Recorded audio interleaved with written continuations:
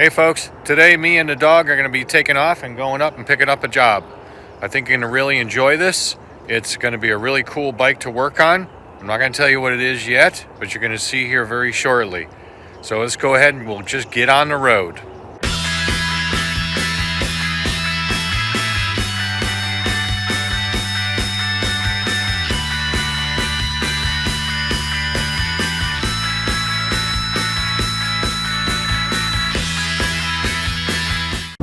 Okay, we're on the way, folks.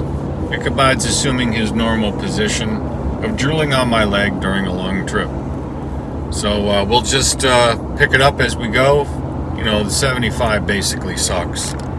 So, you know, what are you going to do? And of course, every 5 minutes he's got to get up and look around because, yeah, that's what dogs do. It's a crappy road, especially this time of year. And especially with everybody that's moved down here. I mean, traffic is just ridiculous. So yeah, we'll just keep going to our soon-to-be released location as to what our prize is that we're bringing back. And again, I'm not telling you yet because you're gonna like it.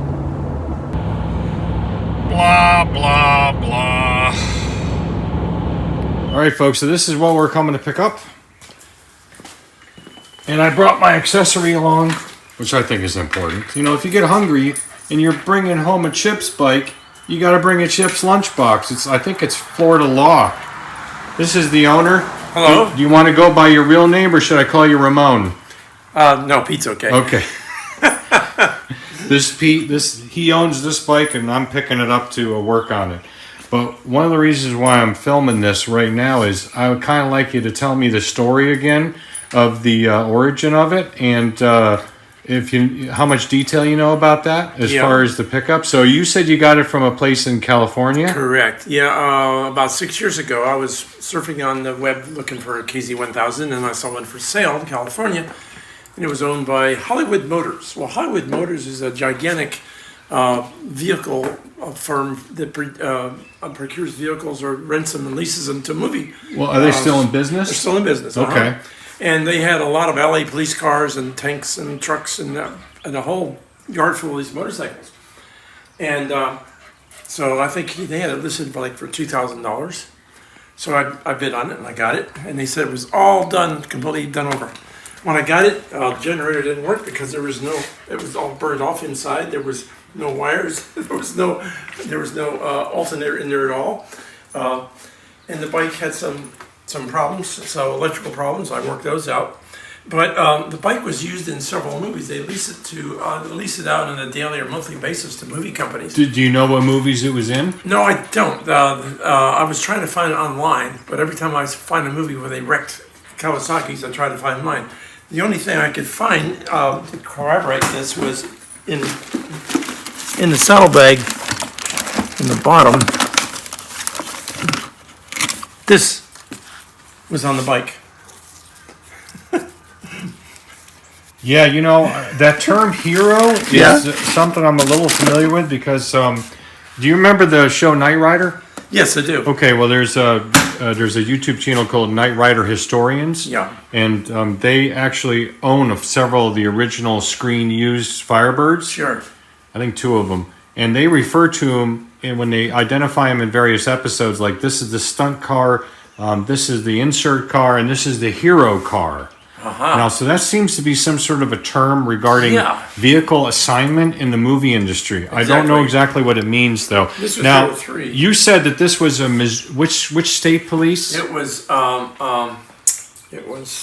Arizona Highway Patrol. Arizona Highway Patrol. When I got here, it said Highway Patrol in the back, mm-hmm. and it had the Arizona stickers on the tank. And I thought that they just put them on for the movie.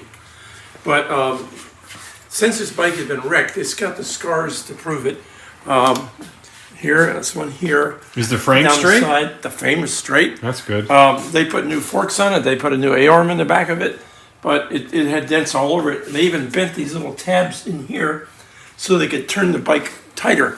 But it hits the tank, so I had to put these on to protect the tank. Yeah, the stops. Yeah, the stops. Well, actually, they're down here. Yeah, down there, exactly. Yeah. You want those fixed? No, that's okay. Okay. I mean, I can fix that. That's not a big deal. I'd have to probably pull the forks to do it. Yeah, it doesn't bother me now.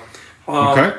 So I had a few problems with the bike. It didn't use any oil. It ran good, but the carburetors ran away. Yeah. When I started up, it run 4,000 RPM, and that's all you could do. So I had the carburetors rebuilt, and then it calmed down okay. Now this you said something about this here. Yeah, I had a guy walking by his dog one night, and he saw my motorcycle. He says, "Can I look at it?" And I said, "Yeah." And he said, "I had a decal on here." He says, "That decal looks crappy. Why don't I go leaf that for you?" I said, "Who are you?" He says, "Oh, my name is so-and-so. I'm living around the corner. I had a terrible motorcycle accident in California, and I'm here recuperating at my sister's house. Right. I'm an artist." Well, it turned out that he goes back to the 60s, and he was a top surfboard motorcycle tank inside a van artist for the hippies and the surfers. So he spent 4 nights in a row sitting here, patiently laying everything out, and layer by layer, it took him, and he had his little dog later with him, but he just sat here for 4 nights and wouldn't take a penny for it. I have that photo you sent me. I'll go ahead and insert that when I'm editing the video so you see that. But Yeah. Now tell me about the piping of the live audio. How do you do that? On my tablet, I search and I find Broadcastify? Broadcast Frequencies in California. Yeah. Do you And use Broadcastify, the app? Yes, I do. Okay, got it. And then I get the CHP dispatch. Right. I put it in the saddlebag here, and I wire it in.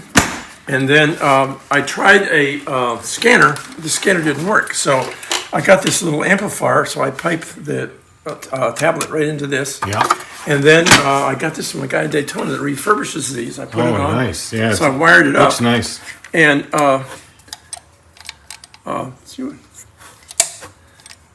Oh, so they actually, the transmit light comes on. looks and like it everything. works. Yep. So when I go to bike shows or car shows, I have the live CHP broadcast going, and people can't believe it. You know. I tell you what, that is definitely something that I would do. So I called CHP to get some information because originally I thought, well, that was the wrong information on the bike. It must have been a CHP bike. No. So they looked it up. They said no, but I say, what are you doing with the bike? They said, would you mind helping us with recruiting since you go to bike shows? So they sent me a big box of recruiting material. Oh, and that's where this would come from. Exactly. Yeah. So I would go to bike shows, and my son is a lieutenant with the Seminole Sheriff's Office. He was in charge of the motor unit, and they had to do recruiting too. So I had a lot of information in the bike about recruiting. Wow. So when I go to bike shows, people treat this very reverently. They come up and they touch it, especially women. They're almost in awe. They say, "Oh, did Ponch sit on this? Oh my God, can I have a picture taken?"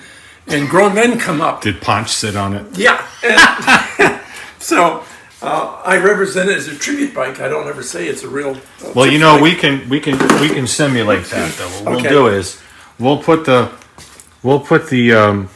accessory up there, and that way we can you can say that Ponch sort of sat on it Oh, let's see. Okay. because he's got his picture right there. So Well, I have some photographs of the cast, so I put them on the windshield. And they stand here and they get their picture taken with the bike, or they sit on wow. the bike. I had people sit on the bike 2 or 3 minutes, tears in their eyes. The guy said, "I used to ride one of these back in years ago. Yeah. I love those bikes. I wish they still made them." Well, that is a really interesting story, and I'm going to include this in video 1. I'm working on this, and that way everybody's got a little bit more information, because when you told me the story, I know I was very enthusiastic about hearing it again and putting it on camera. I appreciate you doing that. Yes, sometimes when I go to bike shows, I put the picture of fallen CHP officers because for 10 years in a row, they've lost 2 motormen every year to accidents, not on the bike. They get hit beside the road. Yeah. So I had their pictures on here, a different one each time. Well, that's really nice of you to do, especially since you're a law enforcement family. That's Yes. definitely important to do, that's for sure, yeah. Well, anyway, okay, I'm going to close this section out, and then we'll go ahead and get into the business of I'm going to go over it off camera in regards to what needs to be done, and then we'll Thanks pick for it up at coming. a later I time. looked on YouTube to find out how to fix my carburetors, and I found your website. No, that's good. Then I called you, Yeah. and it went from there. I found out, gee, I don't have the capability to do that.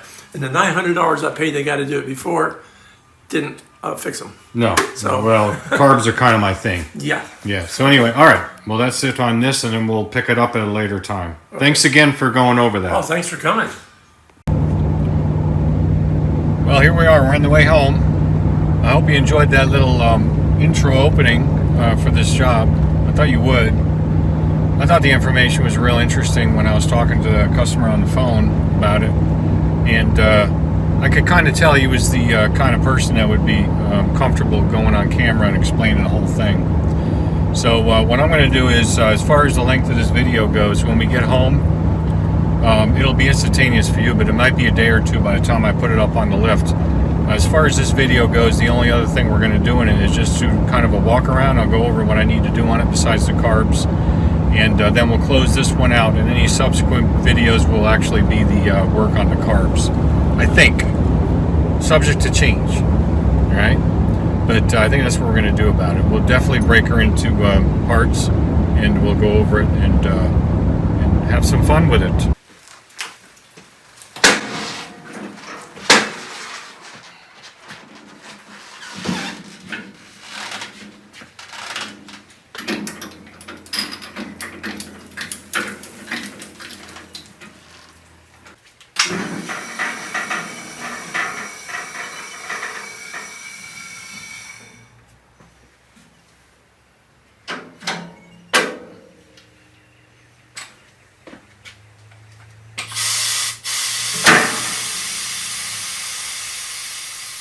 All right, folks, here we are at a little bit better level to go over it.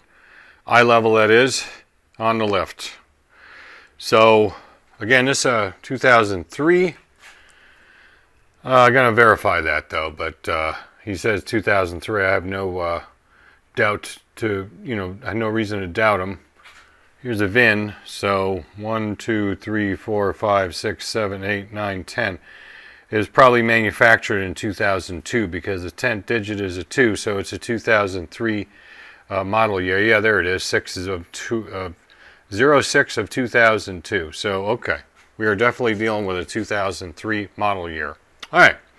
So, anyway, what are we going to do on this? Well, I have a shop intake form that I hand to people when I pick stuff up, and he essentially checked almost everything off. Service, oil change, filter, whole bit. A lot of stuff.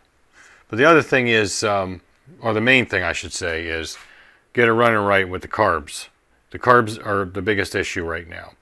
They're turning the plugs black, and number 2, he said, just overflows. In fact, if you turn the fuel on, he said you can hear it gurgling. Well, I wasn't about to do that and throw the bike in a trailer, and I'm not going to do it now. There's no reason to do that. I'm pretty sure I know what's going on with them anyway. Now, we're not going to do that in this video. We're not going to be taking anything off the bike. After this particular clip, that's going to be it on video number 1.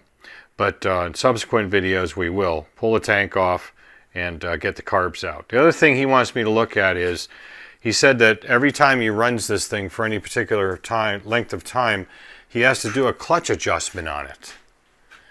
Now, I don't quite understand that. He said he has to adjust it down here. He has this cover, by the way. He has a whole new one of these with this little almost rectangular shaped cover. He says he has to adjust the clutch every time. Now, I don't quite understand why that would be. The only thing I could think of is that behind here, the cable is down to one of its last strands. So if the cable is starting to fragment at the end where the ferrule is, could be up here, but you'd be able to see that, and I don't. But it could be down in here that the ferrule end is fragmenting away. Bink, bink, bink, like in the cartoons when the pieces of rope go doink, doink, doink, and then Wile E. Coyote goes smashing down some canyon. Well, that's maybe what's happening on this. I don't know. But we'll look at that. The action of the clutch is good. I mean, the cable's not dragging. It feels okay. So, yeah, I don't know. We're going to have to look at that and figure it out. But the other thing that I'm very concerned about, and I'll go over this here in a second, is the number 2 spark plug hole. He said he stripped out a spark plug and had it redone with a thread insert. And I got to pull these plugs. May have to replace them. And I'm very concerned about taking that out and then having a problem in those threads. The right way to do this is really with a time cert, and you got to pull ahead for that. So I certainly hope it's okay. But what we can do right here is just pull the plug wire off and reach in and see if the plug is wiggling, which it's not. So that's good. Yeah, we'll see. He said he's had these plugs out numerous times since that repair was done by a shop up by him. So I'm hoping it's okay. I hope you're hoping it's okay too. All right, so carbs, service, work on the clutch cable deal.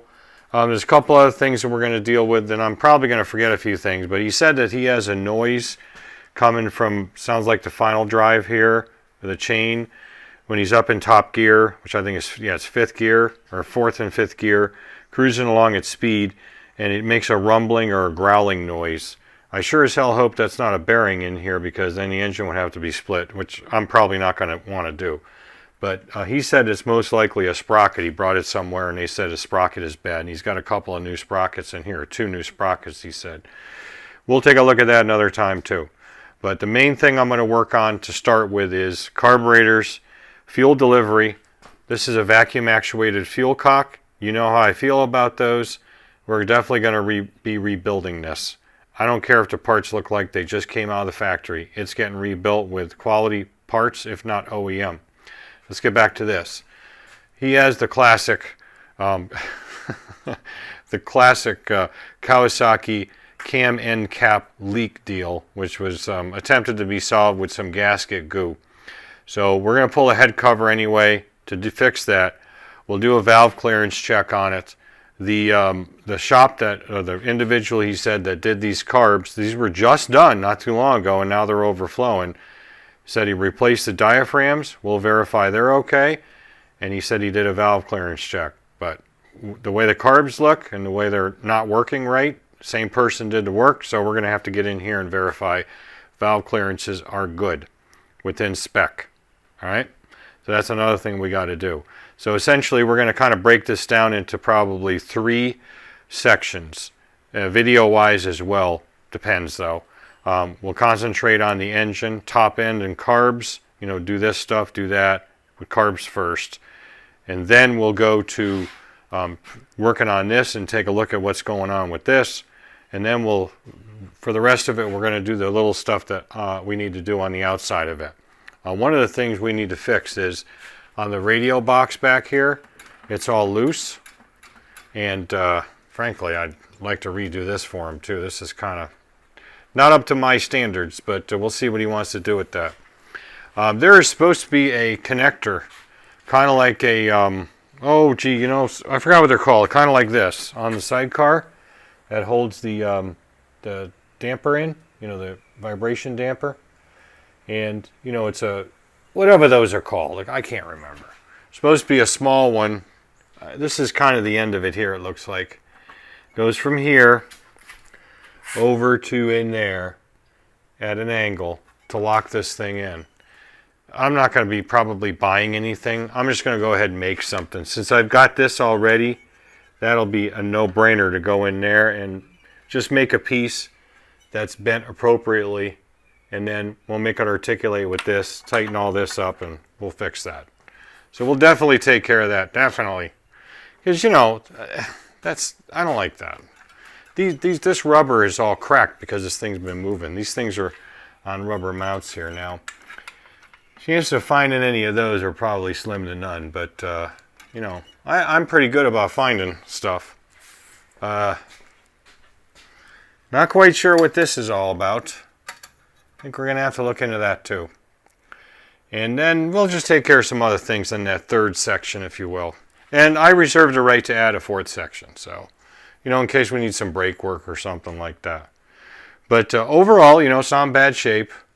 It's, what's the mileage? 66 and change.